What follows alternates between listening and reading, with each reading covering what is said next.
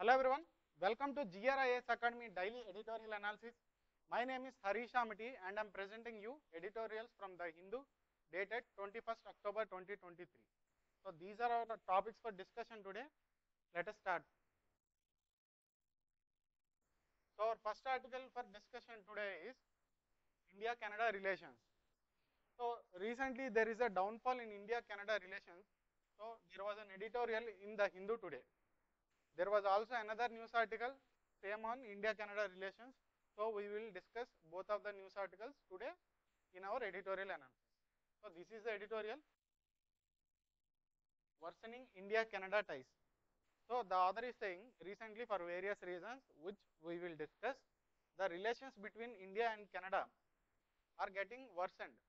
So what are the reasons and what is the way out and what will the impact of this downfall in relations? Those are the things author is discussing. So first you understand the country of Canada. Because the country of Canada is continuously in news, a sincere UPSC aspirant is expected to read about the country of Canada. So you must know the basics of geography of Canada. So this is the country of Canada. It is the second largest country in the world by size after Russia. And it has the longest border in the world. The border between United States and Canada, which consists of two parts. One part is mainland USA and another part is Alaska. So this is one border, this is one border. So combinedly, this is the longest international border between any two countries in the world. So Canada is the second largest country, having the longest border with the country, and it has so many islands. It has the longest coastline in the world. Canada also has the longest coastline in the world. So its only neighbor is the United States of America land-wise. If you take maritime, this Greenland, which consists part of Denmark, also comes neighbor. This is maritime neighbor, this is land neighbor. So this is the country of Canada and its capital is Ottawa.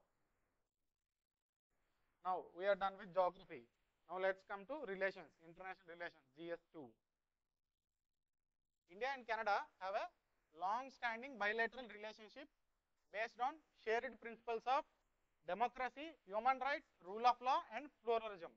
So both these countries are very similar. In fact, Indian Constitution is inspired by this Canada Constitution. You will read in GS2 static part in polity that Indian Constitution brought some elements from the Constitution of Canada, like strong union. So these countries are similar in many aspects, like both are democracies, both value human rights, both respect the rule of law and international law, pluralism, both are tolerating countries, both are secular countries. So politically, these are our common points. Now let's see economic wise, how we are related to Canada economically.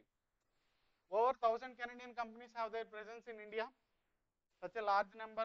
So if you suddenly shut the relations between the two countries, what will be the impact? So he is giving an idea of the present situation, how we are intertwined with the country of Canada.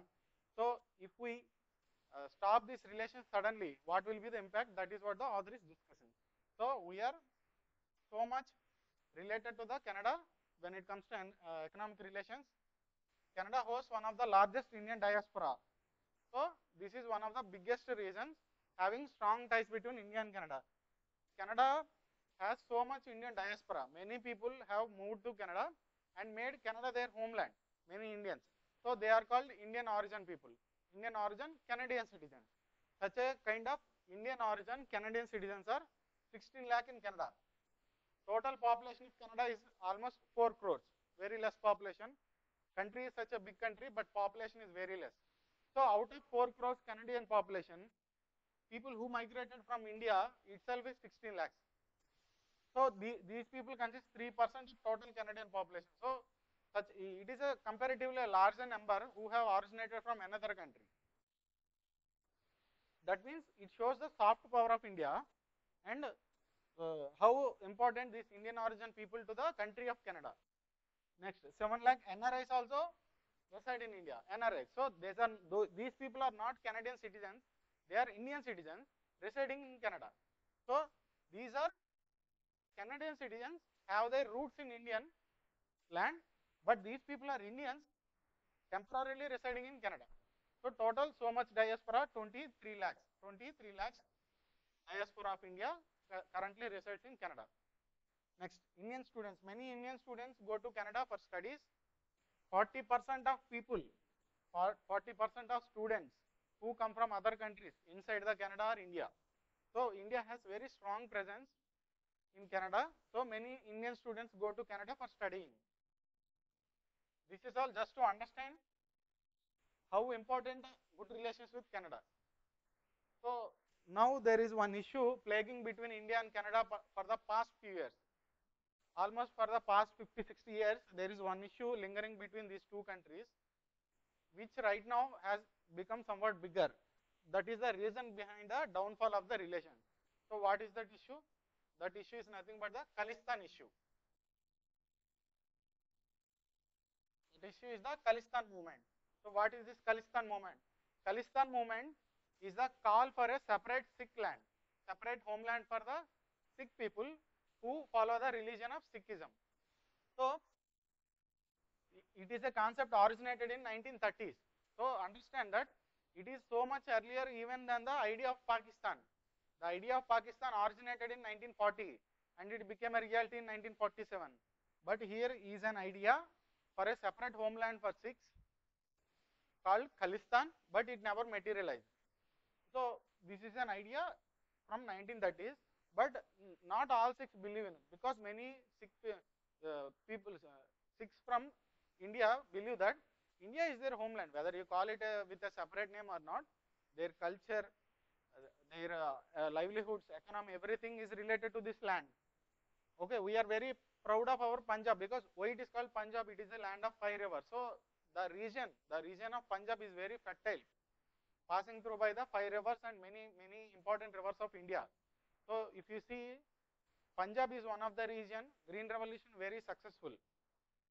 Sikh religion tenets itself combines both Indian and Islamic, Hindu and Islamic religion. So Sikhism is a religion which took best elements from Hinduism and best elements from Islam and made it a separate religion. So you may call it a separate thing, but you cannot deny that it always roots in our history. So we are proud of our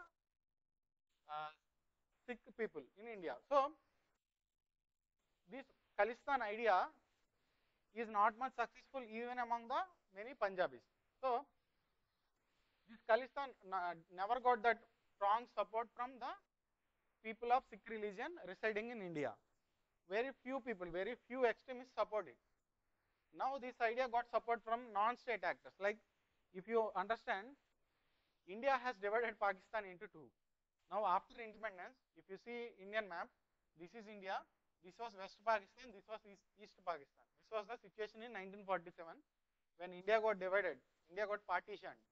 India has West Pakistan and East Pakistan. So Pakistan on either side. Now there was a rift between East Pakistan and West Pakistan. This West Pakistan not treating the East Pakistan with equal importance, which is the modern Bangladesh. This East Pakistan is the modern day Bangladesh. So there was a discrimination between this Urdu speaking West Pakistan and Bangla speaking Eastern Pakistan. So that discrimination later resulted into a war, a civil war, which India entered and made it a full-blown war between India and Pakistan. So during the term of Indira Gandhi, India has entered in war with Pakistan and liberated Bangladesh. So Bangladesh has become a separate country with the help of India. So with the help of India, that is what my point. So because India did something, now Pakistan is waiting for something like revenge.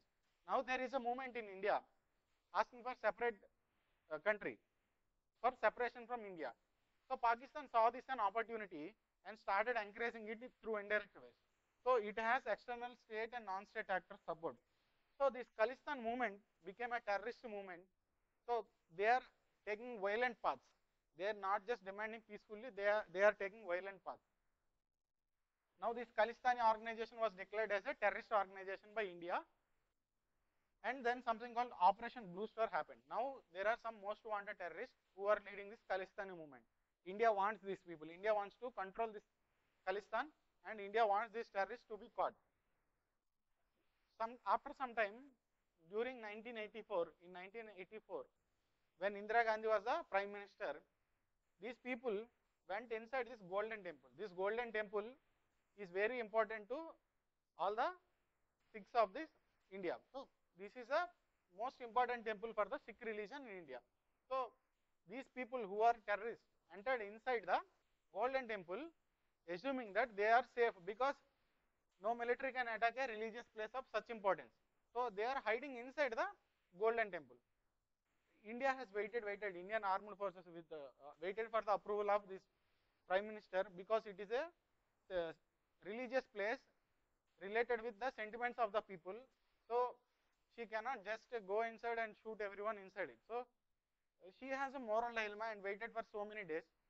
But the situation is getting critical. After so many days, out of compulsion, Prime Minister has gave her approval to conduct the operation inside the Golden Temple.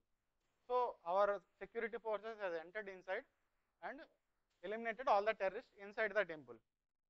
So in between this fight between security forces and these terrorists, this temple got damaged.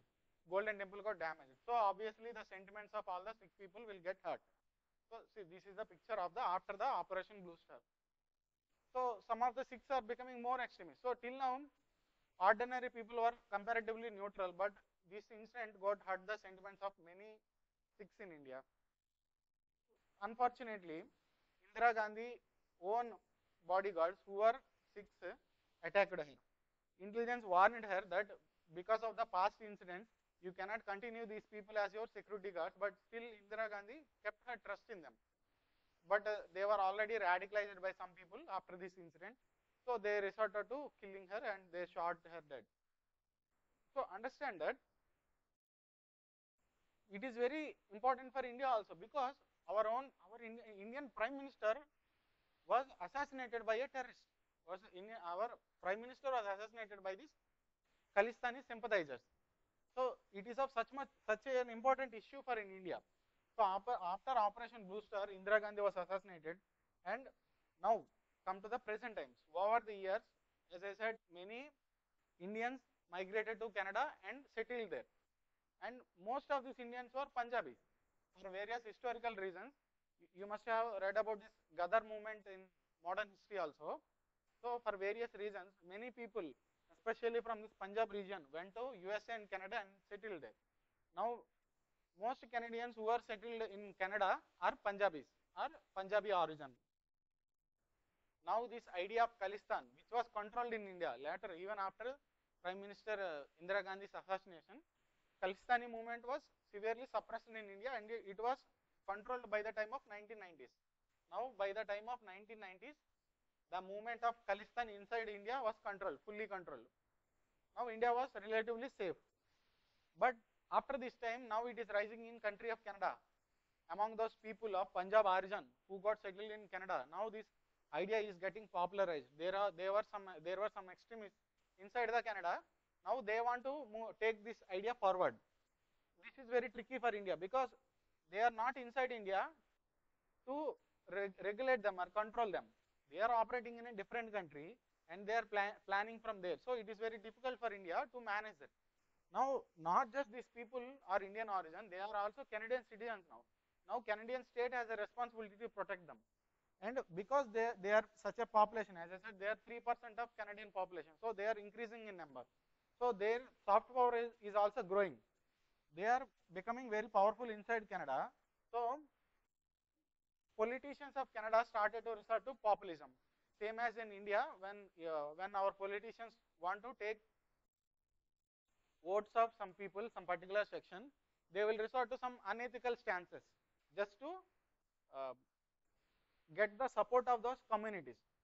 Unethical stances by our politicians. Same, Canada is also democracy. Those political parties also need the support of the people. So just to gather the votes of this Indian origin Canadians, they started to play this card of Khalistan. That means they are soft on these Khalistani extremists.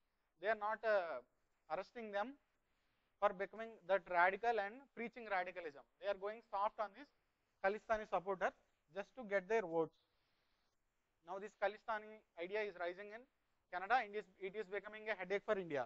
So that is the past. Because of this Khalistani issue, India and Canada relations are going up and high in the past 50 years. It is not happened just now. It is keep on happening. Sometimes we are on a high, sometimes we are on a low. This keeps getting again and again. Now, recently one incident happened. One Khalistani leader, Hardeep Singh Nijjar, he is a Khalistani leader, he is a Khalistani sympathizer. For India, he is a Khalistani terrorist, wanted terrorist. But he is a Canadian citizen of Indian origin. Now, he was dead.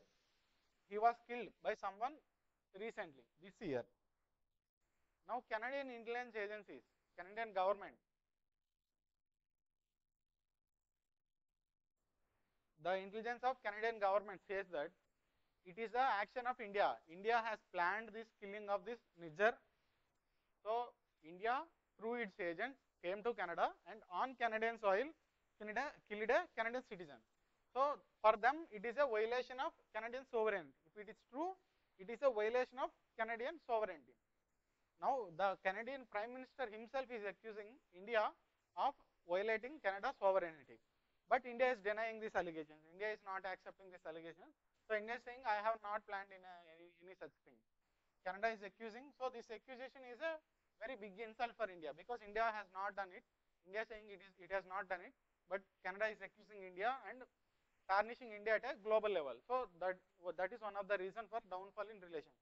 When Canada started this accusation on India, now Canada has expelled a Indian diplomat from Canada. India has retaliated by sending Canadian diplomats back. So, there was a retaliation action between these countries. So, each other sending their diplomats back. Now, India has suspended visas for Canadians. What is visa? Visa is the official authorization to come inside a country. So, India is not issuing these visas for Canadians who wanted to visit India. And India has told Canada to reduce the diplomatic strength in India. Canada used to have 62 Canadian diplomats in India, but now India told them to keep it to 21 only. So, they are sending 41 people back. Now, Canada is saying you cannot reduce this diplomatic strength. It is a violation of something called Vienna Convention of Diplomatic Relations. So, there is a convention at international level which is called Vienna Convention. It is on diplomatic relations. Now, Canada is accusing India of violating this diplomatic convention. India says, no, I have not violated it. We did not violate diplomatic norms, India tells Canada. So, it is currently under dispute. So, these are various reasons and how Canada-India relations got downwards. With the diplomatic options exhausted for now.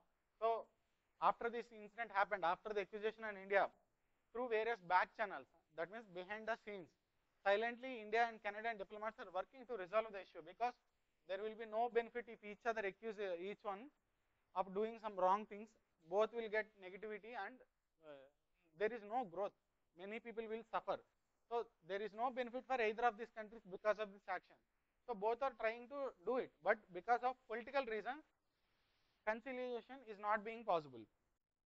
With the diplomatic options exhausted for now, it is hoped after a period of reflection, logjam will be broken. Till then, students, tourists, business persons will suffer. So, now diplomatic efforts are not working, diplomacy is not working. No one is listening to each other. So, it is not working. So, what is the solution? Let us now continue for this. Now, there is no solution. The relations are already broken down. For a few months, there will be silence. No one will talk to each other. Like two people who are upset with each other. Now, India and Canada, for a few months, don't maintain good relations. So, this is a period of reflection. So, now India will see how a bad relation with Canada will affect it. Canada will see how bad relations with India affect it. So, a period of reflection, hopefully, brings both countries together in future again. Till then, students, Indian students who are studying in Canada or vice versa, tourists, Canadian tourists in India or Indian tourists for Canada, business persons, Indian business persons invested in Canada, Canadian business persons invested in India. Till then, people like these people have to suffer. There is no other option because of political reasons, this issue is not getting solved as of now. So, I hope you have understood the ongoing issue, how it impacts the India-Canada bilateral relations. So, if you come to the exam perspective, you have to first read the static part, how India and Canada are cooperating with each other. India and Canada are cooperating with each other in various sectors. I have explained you political, economy, education, etc. Similarly, you have to read many things like how India and Canada are cooperating in economy, science and technology, space exploration, etc. Keep some points to highlight the relations between positive side of relations, cooperation and convergence between India and Canada.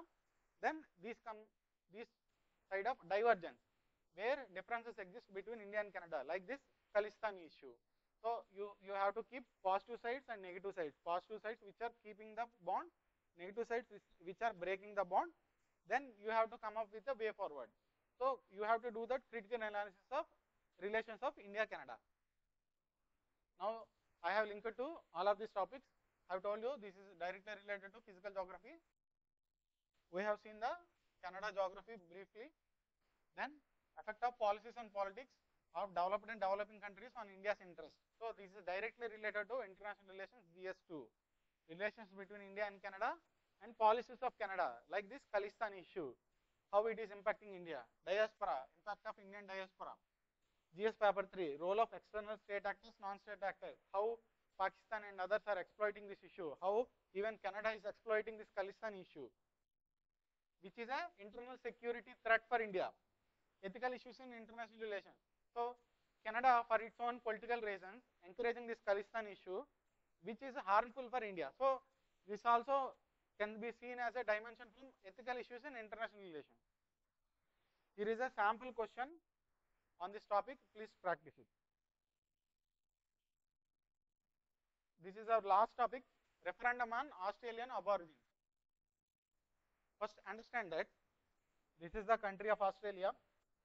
Now, when you imagine the country of Australia, you imagine it as a Western country of white people, but it was not always historically. Australia originally is the country of its own native people, own native tribes, same as you think of Indonesia, Papua New Guinea, Andaman Nicobar, etc. So there are some Australian native people, native tribes residing in India, residing in Australia for over 60,000 years. Some people say they are the continuous culture for the most period in the history. They are the longest surviving culture. Some people say it is Indian, some people say it is Australian. They think they are the longest surviving continuous culture on earth. So for more than 60,000 years, there were native people residing in the country of Australia, in the continent of Australia. Then in 1788 came Britishers. All European powers came. Finally, Britishers remained. So in 1788, Britishers came to the continent of Australia. They don't have to conquest. In India, when Britishers came here, there were Mughals, there were Bengali kings, there were Hyderabad princes, Mysore, Marathas. So there are so many kings in India, Britishers have to conquer. But Australia is mostly vast land ruled by no single ruler, just occasionally, sparsely occupied by some tribes. So Britishers have to just settle there just by displacing these innocent tribes. So that is what they did. They killed some of these tribes. They forcibly taken some of the people from them. So they have subjected these native tribes to so many criminal things. Between 1788 and 1900, almost 90% of Aboriginal people, that means these native people, population got decreased by 19%. 90%, 90%, population was decreased. That is the impact of the Britishers on this Australian Aborigines. Now, if you take all of these white people, European people settled here in Australia, now these native people who are the original inhabitants in Australia, they got reduced to 3% of the total population. They were only now 3.3% of the total population. And these people suffer from many issues like the average lifespan of a white person in Australia is very high. The lifespan of these native tribes is very less. The health standards of white Australians is very high. These people have very low health standards. Human development standards are very low. Education standards were very low. Prisoners, when you take the number of prisoners, the percentage representation, that means incarceration percentage among the native tribes is very high compared to the white people. So there are many structural issues making these native people suffer. So there are so many issues needs to be solved to make these people fairly better compared to the white people. So there was some demand called the voice. What is the voice? These people need a voice. So there should be a body which represents the native people to the Australian Parliament.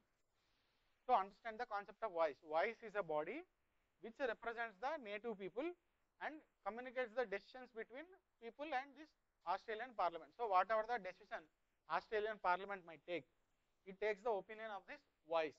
That means the body representing the native people. Just for a brief, have a look at the Australian geography. First understand the geography because it is in news. This is the country of Australia. Here is the island of Tasmania. It is a part of Australia. Now the strait is something that connects large water bodies, two large water bodies. Now the strait between Australia and Papua New Guinea. This is Papua New Guinea and this is Australia. The strait between Australia and Papua New Guinea is called Torres Strait. And there are some islands here which are part of Australia. So those people who are residing in Australia, those native people who are residing in native land of Australia, mainland of Australia, and in this islands of this Torres Strait. So those are the indigenous people of Australia. So whatever the discussion is going on, it is for the Aboriginal people in the Australia and Aboriginal people in the Torres Strait.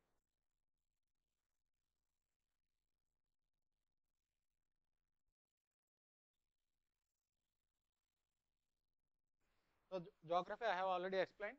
Australia, Tasmania, Torres Strait. So these Australians were now decided that they thought that it was the opinion of some people that there should be a voice, a body representing the native people. As per Australian Constitution, any decision or any vote is mandatory. Any referendum or vote for a decision is mandatory. That means in India voting is optional. If you don't vote on your election day, nothing will happen to you. But in Australia, you have to vote. It is not optional. It is mandatory for all Australians. So Australian government has conducted a referendum on whether there should be a body called voice for these native people or not. So they have conducted a referendum. So there was a wide debate. People were divided on racial lines. Some people think there should be a something called voice representing the native people.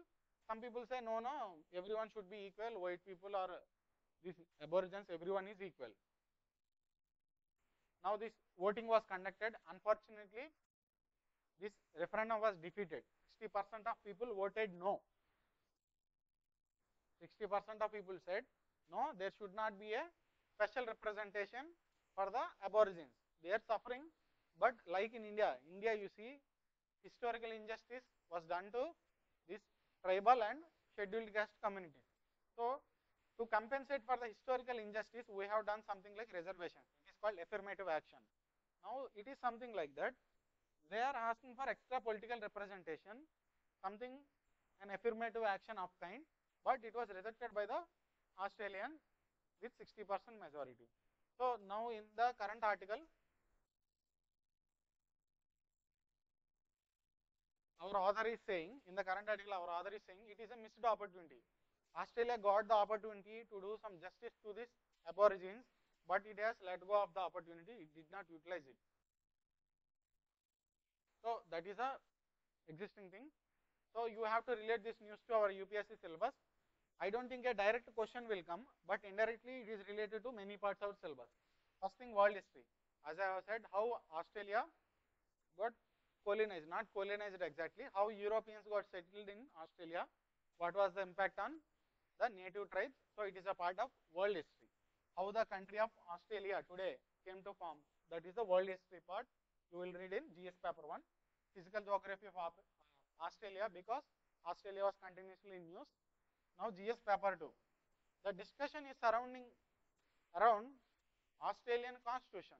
Whole discussion of this representation to native people, the referendum, everything is going around the Australian Constitution. So I think it is very important to relate Indian Constitution to Australian Constitution, because in GS2 there is a syllabus line called comparison of Indian Constitutional scheme with that of other countries. In 2022, UPSC has asked comparison between Indian and French constitution. In 2022, elections were conducted for Indian president and France president also. So comparison between Indian and France constitution was asked. Because Australian constitution was in news, I think this is a very important question for next year mains. So compare and contrast constitutions of India and Australia, practice it. You will read it in static part of polity. So that is it for today. These are the only important editorials from the Hindu today. We will be uploading a separate video related to all prelims news article, whatever the news articles related to UPSC CSE prelims. So please do watch that video. Recommend us to our friends. Thank you.